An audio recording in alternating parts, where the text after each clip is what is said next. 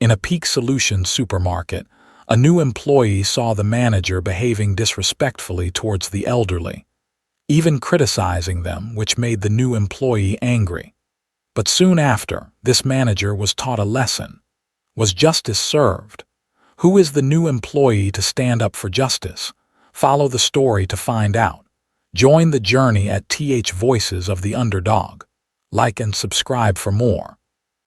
James Carter stared at the report on his desk, the numbers glaring back at him in bold red ink.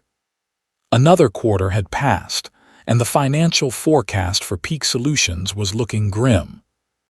The company that had once dominated the industry was now struggling to stay afloat, weighed down by declining sales, low employee morale, and a tarnished reputation.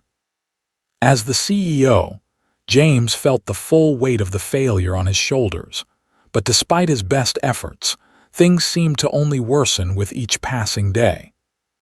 The executive team had met countless times, analyzing data, brainstorming solutions, and launching initiative after initiative. But the results were always the same: stagnant growth, unhappy employees, and customers walking away in droves. James had poured millions into marketing campaigns, employee training programs, and new management strategies, but nothing seemed to click. The problem, he realized, wasn't in the grand strategies or the external resources. It was something more fundamental. The disconnect between the top-level executives and the front-line employees had created a chasm too wide to bridge. James had the data. He had the reports. He knew the facts. But none of it had given him a true sense of what was happening in the day-to-day operations. None of it had captured the real, lived experience of the employees who interacted with customers on a daily basis. He couldn't understand the heart of the company, the pulse that drove its culture and operations, because he was too far removed from it.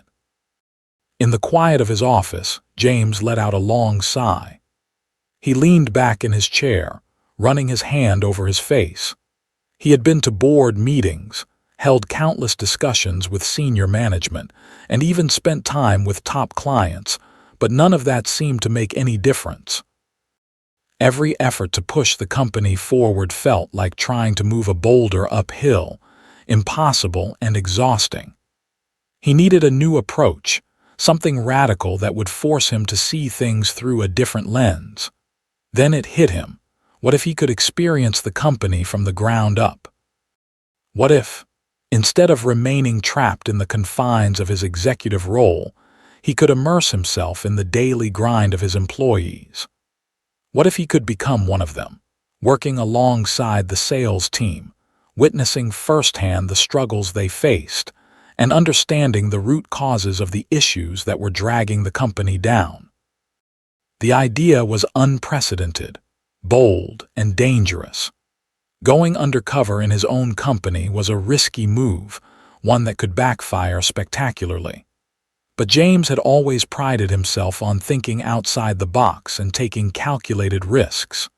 If he wanted to fix things, he couldn't afford to rely solely on reports and boardroom discussions. He needed to step into the trenches and see for himself. The decision was made. James would go undercover as a sales employee in one of the company's stores. He would work the floor, interact with customers, and talk to his employees as if he were just another member of the team. He would listen to their frustrations, observe their interactions, and get an honest look at the environment that had been stifling productivity and morale. He knew it wasn't going to be easy. As the CEO of a multi-million-dollar corporation, James was used to the luxuries of private offices, board meetings, and high-end restaurants. The life of a sales employee, with its long hours, repetitive tasks, and direct customer interactions, was a far cry from the high-rise office spaces he was accustomed to. But that was exactly why it would be valuable.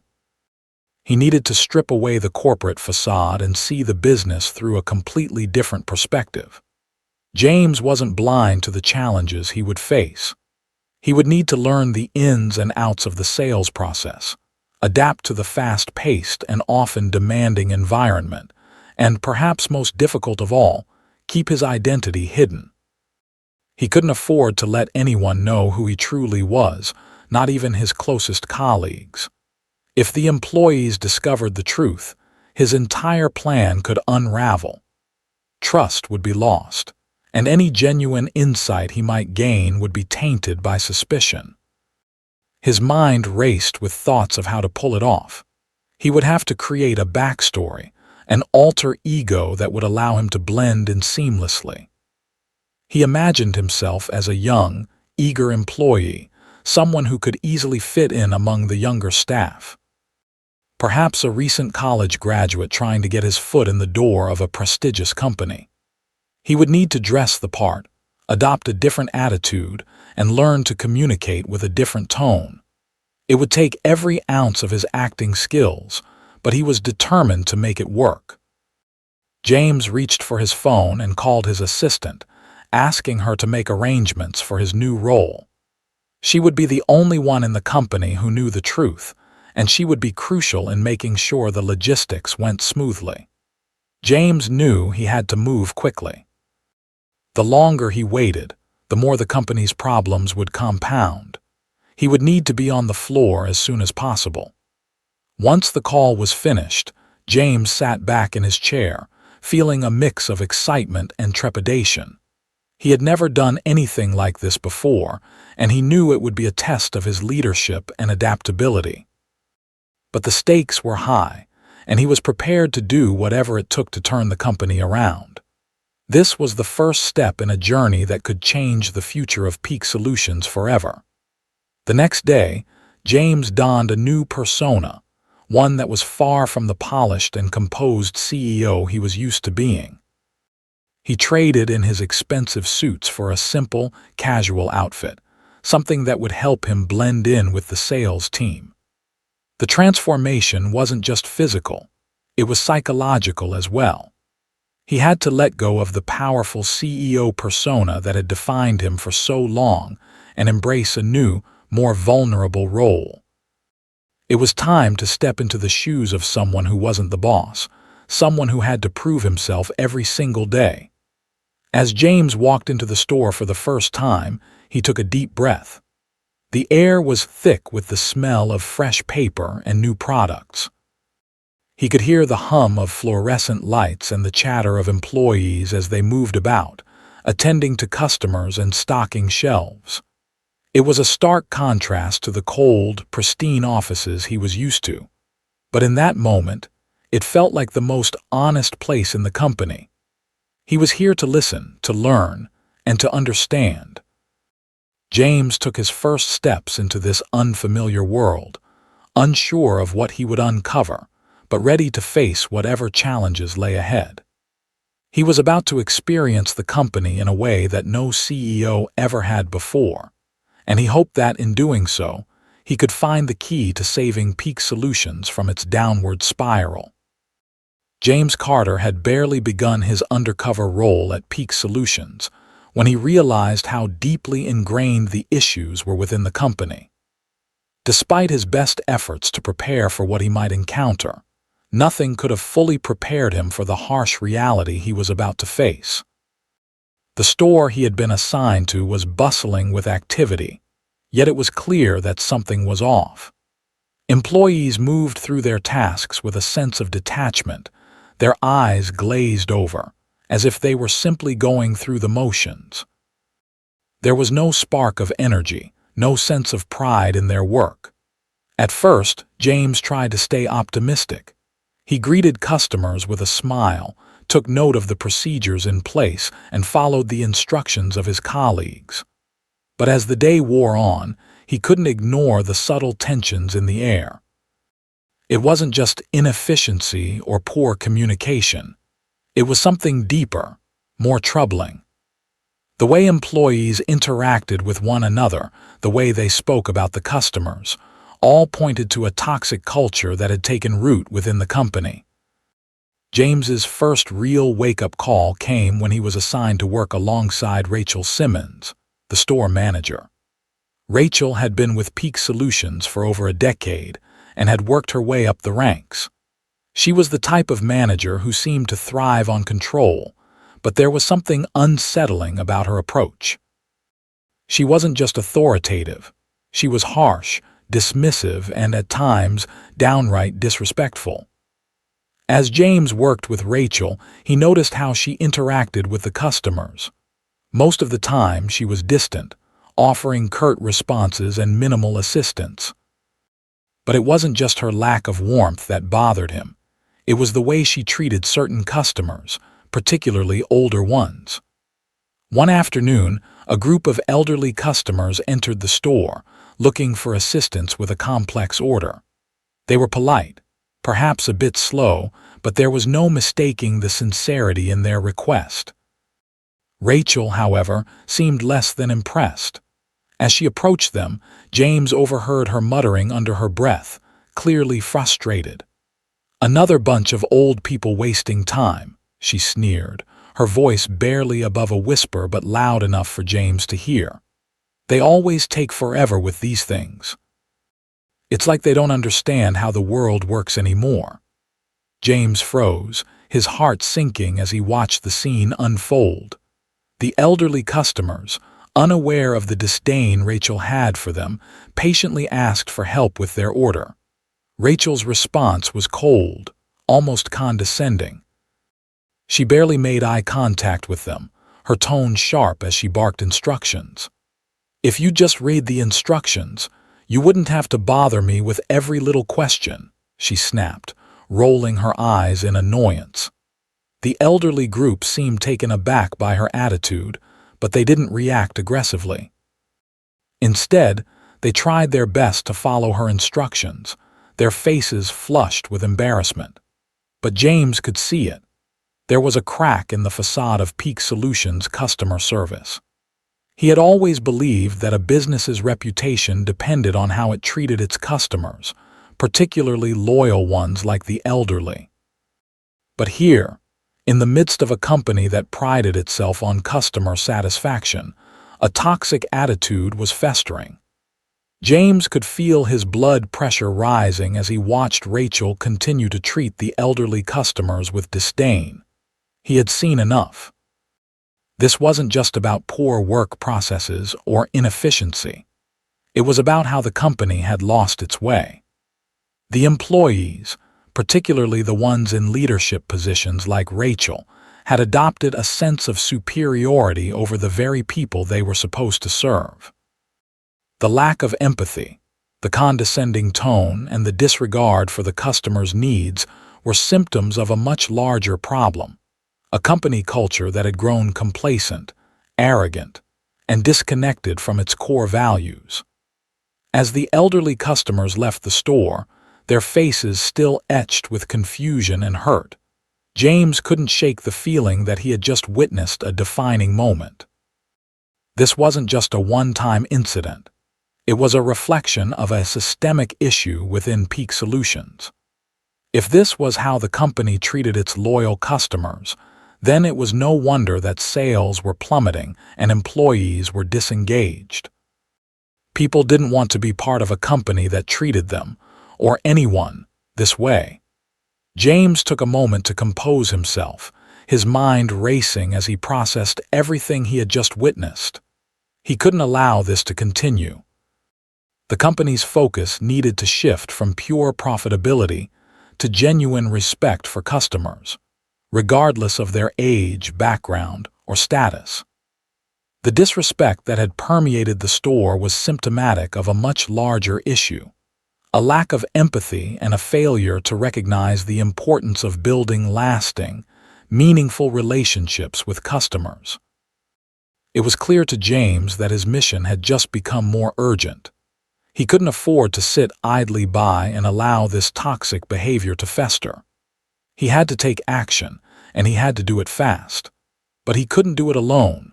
He needed to gather more information, more evidence, and more support from other employees before he could confront the issue head-on. The problem wasn't just with Rachel. It was with the entire leadership culture that had taken root within the company. James spent the next few days observing the store's operations, quietly taking notes on everything he saw. The inefficiencies continued to plague the workplace, but so did the troubling interactions between employees and customers. More incidents like the one with Rachel and the elderly customers occurred, and each one made James more determined to bring about change. One evening, after a particularly tense shift, James found himself sitting in a break room with a few of his colleagues. They were eating their lunch in silence, avoiding eye contact and speaking in hushed tones. It was clear that the atmosphere in the store was thick with tension. No one felt valued, and no one felt heard. James couldn't help but feel the weight of his decision growing heavier with each passing moment. If he was going to turn things around, he would need to address this toxic culture directly, and he would need to act quickly. As he sat there, James made a firm decision. The disrespectful behavior of managers like Rachel couldn't go unchallenged any longer. He had seen enough to know that the company's success depended not just on improving efficiency, but on restoring respect and empathy between employees and customers. It was time to confront the reality of the situation, and he was prepared to do whatever it took to make things right. The weight of what James had witnessed hung heavily on his mind. It had been days since the incident with Rachel Simmons, and each passing hour only deepened his resolve to confront the behavior he had observed. Rachel's callous treatment of the elderly customers was just the tip of the iceberg, and it was clear to James that if Peak Solutions was to survive and thrive, this toxic attitude needed to be eradicated. But confronting someone in her position wouldn't be easy. James had spent the past few days gathering his thoughts, preparing himself for the inevitable clash that was coming. His mission had shifted from simply understanding the company's issues to actively taking a stand. He couldn't ignore the signs any longer. The attitude of superiority and disregard for customers was poisoning the very foundation of the company, and if left unchecked, it would continue to spread. It was during a particularly busy afternoon at the store when James decided to act. The tension between the employees had been palpable, with several of them visibly disgruntled and unmotivated. He had overheard snide remarks about customers being a hassle, and complaints about how difficult it was to deal with the public. The whole atmosphere reeked of discontent, and James knew that it would be a long time before the company could recover if the culture remained this way. Rachel was in her office when James decided to take the plunge. His heart raced as he walked toward her door, each step feeling heavier than the last. As he entered, he saw Rachel hunched over her desk, scrolling through her phone. When she looked up, her expression was one of mild surprise, as though she hadn't expected anyone to confront her so soon. "Rachel," James began, his voice steady but firm. "We need to talk." She raised an eyebrow but didn't respond immediately. There was a moment of silence, and James could see the faintest hint of defiance in her eyes. "I'm aware of what happened with the elderly customers the other day," James continued, crossing his arms. "And frankly, I'm appalled by your behavior. Mocking and belittling them is not only disrespectful, but it's also a direct violation of the company's values." Rachel leaned back in her chair, crossing her arms in a way that suggested she wasn't going to back down. "Oh, please, you think I'm being disrespectful? You have no idea how much time they waste in this store. They're slow, they don't understand how things work anymore, and they take forever to make decisions. It's a waste of everyone's time." James was taken aback by her response, but he didn't let it show. "That's exactly the problem, Rachel. You see them as a nuisance instead of valuing them as customers. They've supported this company for years, and they deserve respect, not ridicule." Rachel's face tightened as she stood up from her desk, her voice rising slightly. "I'm not here to coddle customers. I'm here to make sure things run efficiently. If they can't keep up, that's not my fault. They're the ones holding up the process, not me." James took a deep breath, trying to remain calm in the face of her blatant disregard for basic customer service principles. He had hoped that Rachel would at least show some acknowledgement of her behavior, but it was clear now that she had no intention of doing so. In her mind, her approach was justified. Efficiency came first, and anything that got in the way of that was simply an inconvenience. "You don't get it, do you?" James said, his voice firm but controlled. "This kind of attitude is exactly what's causing the decline in the company. It's not just about making sales or meeting quotas. It's about building trust and loyalty with our customers. If we treat them like inconveniences, they'll go elsewhere. And so will the employees. No one wants to work in a toxic environment where customers are treated like garbage." Rachel scoffed, rolling her eyes. "You're overreacting. You think one small incident is going to ruin everything. We've been doing fine for years, and that's not going to change." James's frustration started to bubble over, but he kept himself in check. "You're not seeing the bigger picture, Rachel. It's not just about one incident. It's about the culture you're fostering here. Employees are disengaged, customers are being mistreated, and you're too blind to see it." Rachel let out a sharp laugh, clearly unfazed by James's words. "Oh, I see exactly what's happening here. You're just another executive who's come down here to lecture me about how I should be running things. You don't understand what it's like on the floor. You don't see the pressure, the deadlines, the constant demands. If I don't keep things moving, we'll all be out of a job. But sure, let's pretend that respecting every customer who walks in the door is the solution." James stood there for a moment, his mind racing as he realized just how deeply entrenched Rachel's mindset was. He had been hoping for a moment of reflection, for some acknowledgement of the damage her behavior had caused. But it seemed that Rachel wasn't going to change without a major intervention, and that's when it hit him. If he was going to make any real progress, he would have to make an example out of her. "Rachel," James said, his voice suddenly hardening, "if you continue to act like this, I will have no choice but to escalate this. It's not just your job at risk. It's the entire reputation of Peak Solutions. I won't stand by and let this continue. You'll be held accountable." Rachel's face flushed with anger, but she didn't back down. "You think you can scare me with threats? I've been doing this for too long to let some new guy tell me how to run my store." The argument continued for several more minutes, but James realized that Rachel wasn't going to change her perspective. In her mind, she was justified in her actions, and no amount of reasoning would break through her defensiveness. He knew that this confrontation was just the beginning of a much larger battle. As James left Rachel's office, he felt a surge of determination. He couldn't let her, or anyone else, continue to treat customers with such disdain. The culture of Peak Solutions needed a complete overhaul, and it wouldn't be easy. But James wasn't backing down. He was ready for the fight ahead.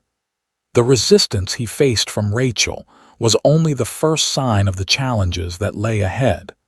James realized that he would have to be prepared to fight for the values he believed in. The stakes had just gotten higher, and he was determined to ensure that Peak Solutions would become a company that truly valued its customers, its employees, and its reputation.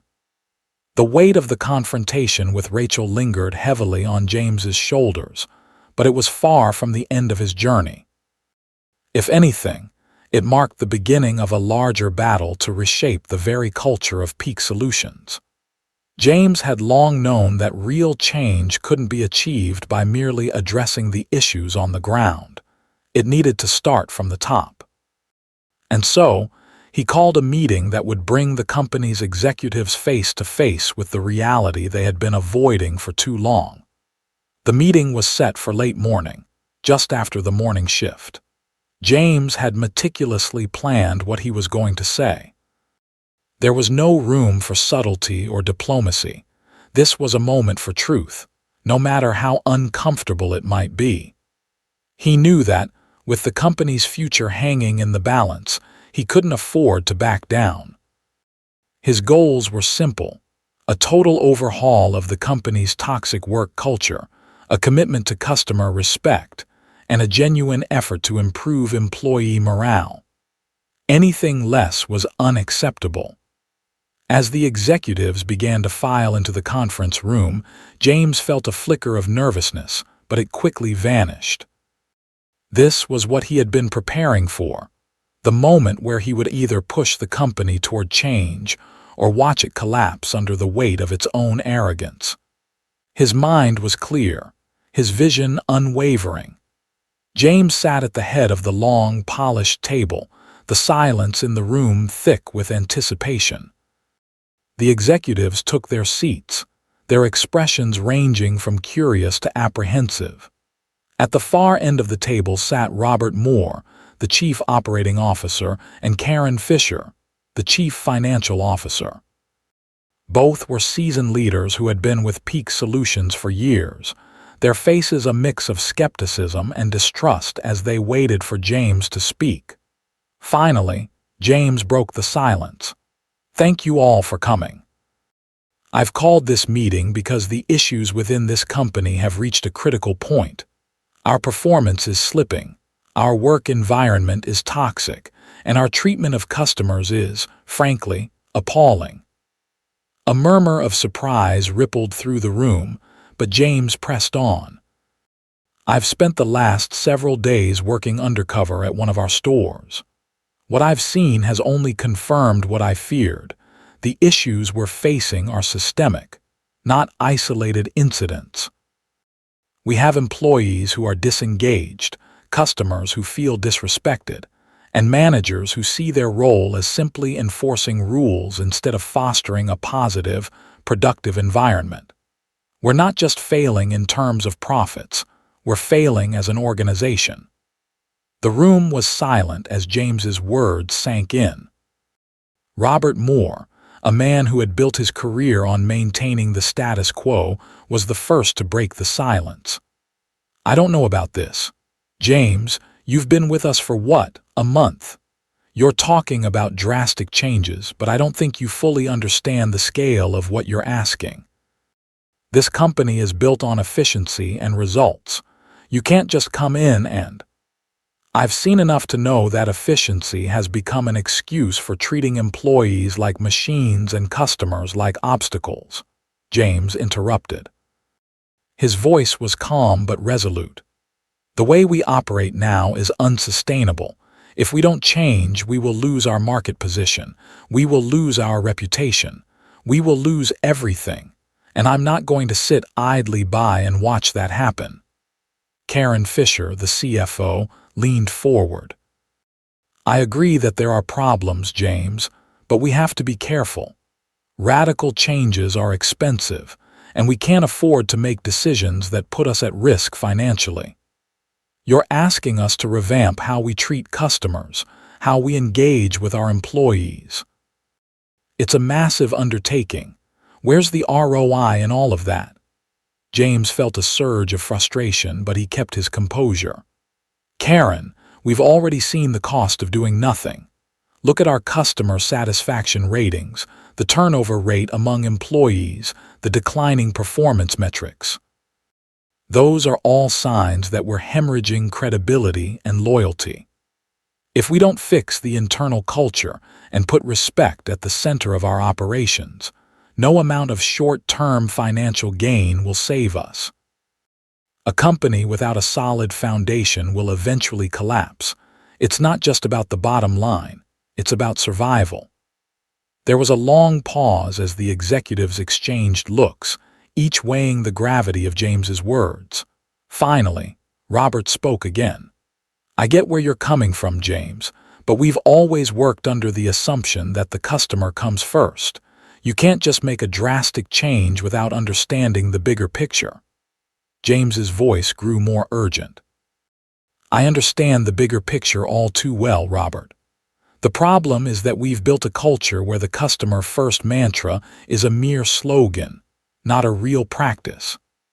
I've seen how customers are treated, how elderly customers are mocked and belittled by managers like Rachel Simmons. You can't run a business on that kind of toxic attitude and expect long-term success. If we want to turn things around, we need to be willing to confront these uncomfortable truths and take immediate action. The room was charged with tension now. The executives were clearly taken aback by James's blunt assessment, and for the first time in the meeting, they seemed uncertain. The conflict was palpable on one side, James's call for systemic change on the other, the executives' desire to maintain the status quo.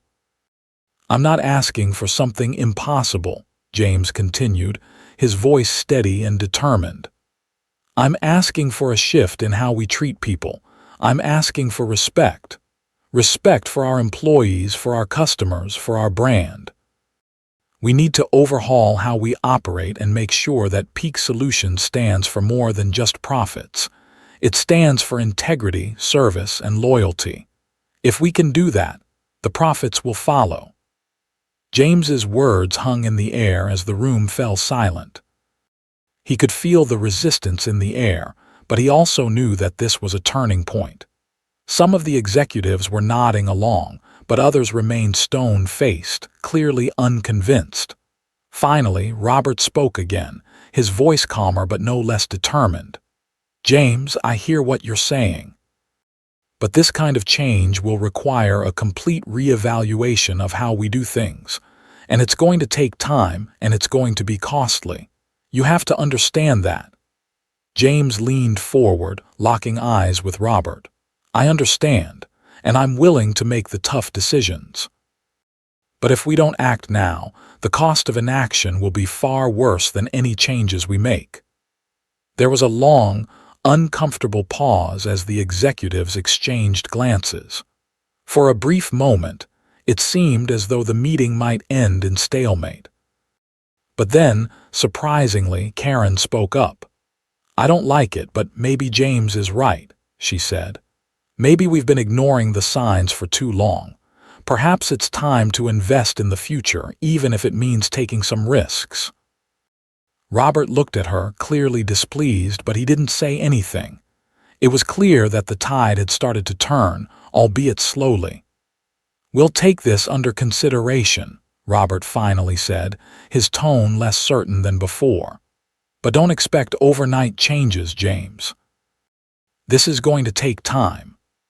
James nodded, sensing the small victory in the room. The road ahead would be difficult, and there was no guarantee that everyone would get on board, but for the first time since he'd taken this bold step, he felt a flicker of hope. He had made his case, and while the journey ahead would be fraught with resistance, James was prepared to fight for the change that Peak Solutions desperately needed. As the meeting drew to a close, James left the room with a renewed sense of purpose. He knew that the real battle was just beginning, but one thing was certain: he was ready to see it through. The tension of the meeting had barely begun to settle when James received the first signs of change. The executives, despite their initial resistance, had begun to take some of his points seriously. A few days after the meeting, an announcement went out company-wide. A new training program would be rolled out for all managers, aimed at improving their customer service skills and their treatment of employees. The initiative was a small step, but it marked the beginning of what James hoped would be a broader transformation. Yet, despite the optimism that the training program had brought with it, James couldn't shake the feeling that this was just the tip of the iceberg. He knew that superficial changes weren't enough. The culture of Peak Solutions, the attitudes embedded within its walls, couldn't be fixed with a few workshops or one-time initiatives. The changes that James envisioned would require more than just a change in behavior. They needed a change in mindset. And that, he realized, was going to be the hardest battle of all. In the days following the announcement, James continued his work as an undercover employee. He took his place among the ranks of the employees on the ground, listening, observing, and engaging with those around him. His time as a store employee had already given him an intimate understanding of the daily struggles faced by the staff. But now, with the new training in place, he was eager to see whether the changes would truly take root. The first signs were promising.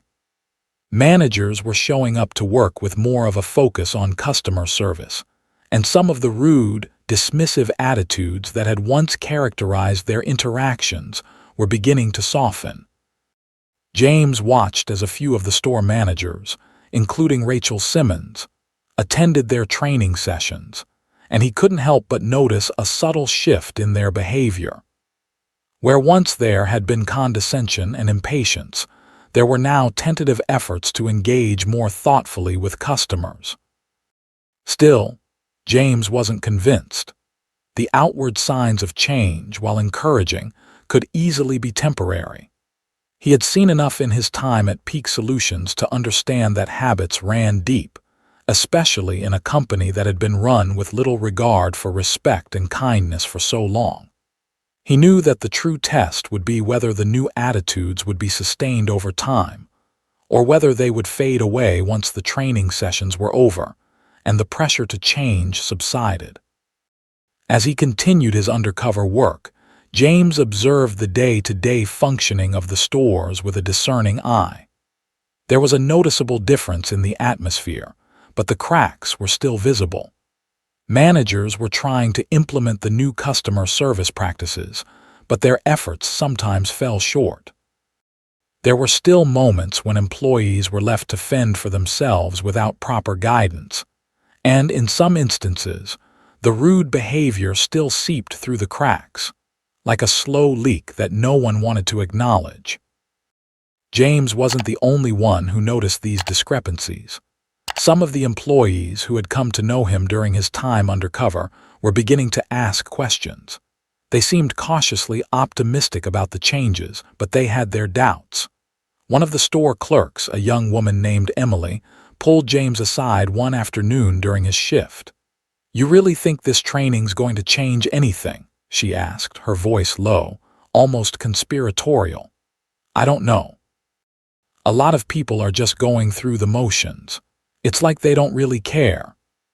James sighed, feeling the weight of her words. He had hoped that the initial push for change would be enough to reignite a sense of purpose among the staff, but Emily's words echoed a harsh truth. Change wasn't something that could be achieved overnight, especially when employees had grown accustomed to a toxic environment for so long. "I hope it will," James said, looking her in the eyes. "But it's up to us to make sure it does. If we want to see real change, we have to hold each other accountable." Emily nodded, though there was still a hint of skepticism in her gaze. She wanted to believe that the changes were for real, but like so many others, she had been let down by empty promises before. James couldn't blame her for feeling the way she did. He knew that the real work had only just begun.